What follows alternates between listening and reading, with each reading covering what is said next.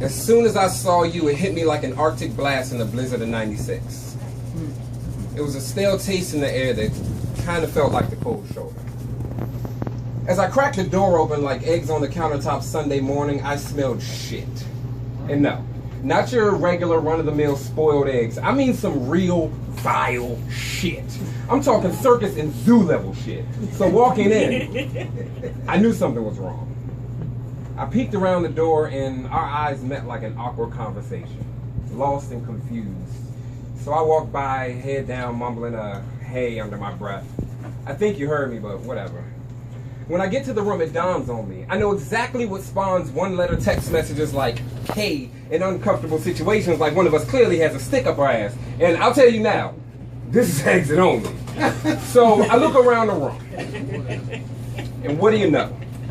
The bastard's sitting on the couch right next to you eating my Frito Honey Barbecue Twist. A goddamn pink elephant. These have to be the worst house guests ever. Coming over uninvited, staying longer than expected. Everywhere I go, it follows me like a shadow. When I'm trying to take a shower, I have to ask it to pass me the soap. Don't get me started when I'm trying to catch up on my shows. This cunt's talking on the phone. Thank God I got a DVR. So I ask you, what's wrong? Nothing.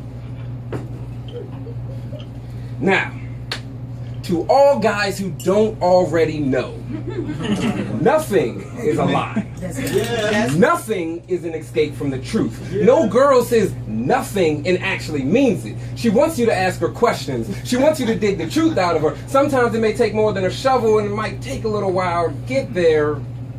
But then again, maybe she wants you to leave her alone and ignore the situation completely. Feeding the elephant communication for breakfast. You see, communication is one of the tools to a successful relationship. You have to be able to talk about your problems and find solutions. The truth is, you're doomed if you don't know what each of you need and are willing to compromise on.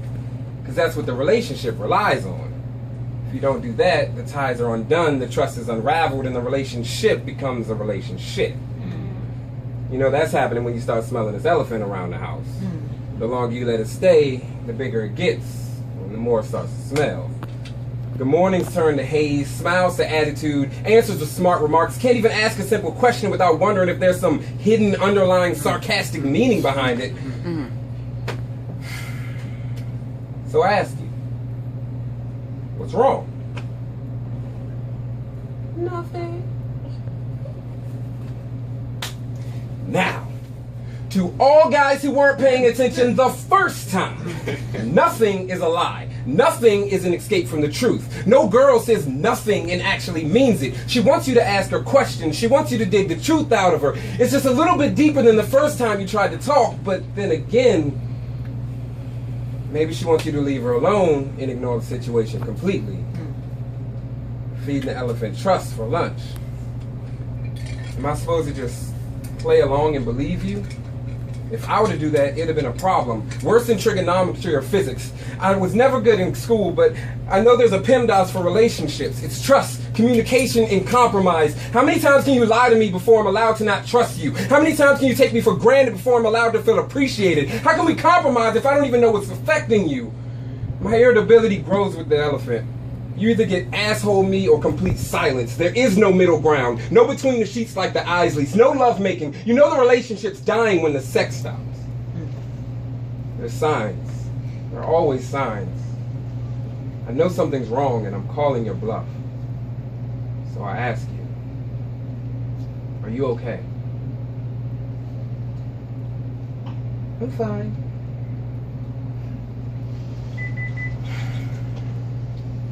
All guys who don't already know, I'm fine is a lie.